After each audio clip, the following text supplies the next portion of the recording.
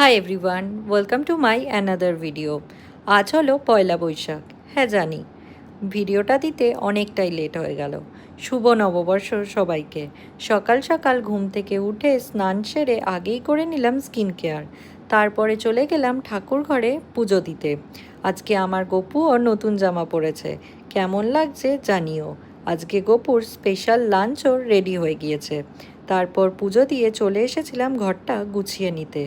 তারপর সকালের প্রসাদটা তুলে দুপুরের খাবারটা দিয়ে দিলাম।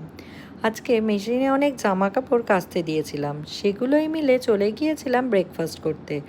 আজকে ব্লিঙ্কিট থেকে একটা আইসক্রিমও অর্ডার করেছিলাম। তারপর চলে গেলাম লাঞ্চ রেডি করতে। আজ যেহেতু দেবার ছুটি নেই, তাই হাফ রান্না মামুনি সকালে করে নিয়েছে আর আমি হাফটা করছিলাম। আজ যেহেতু পয়লা বৈশাখ, তাই রান্নার বিশাল তোড়জোড়। তারপর লাঞ্চ সেরে একটু রেস্ট নিয়ে রেডি হয়ে চলে যাচ্ছিলাম ওই বাড়িতে। আজ যেহেতু দেবার ছুটি নেই, তাই কোনো প্ল্যানও করা হয়নি, তাই জানিও না কিভাবে কাটাবো। তারপর যেতে যেতে রাস্তায় এদের সাথে আমার দেখা হয়ে গেল। এরাও বিকেলবেলা ঘুরতে বেরিয়েছে।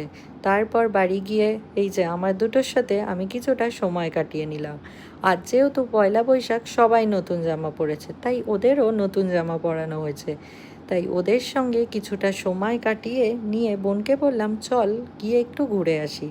কোথায় ঘুরতে যাব তা জানি না, তবে একটু বেরিয়েছিলাম। দেখো, আজ দুজনে সেম কালারের জামা পরেছি, টুইনিং করেছি বলতে পারো। তারপর একটু ঘুরে ঘাড়ে একটা রোল কিনে বাড়ি চলে এলাম। চলো, ভিডিওটা আজ এই পর্যন্তই। দেখা হবে আবার অন্য কোনো ভিডিওয়।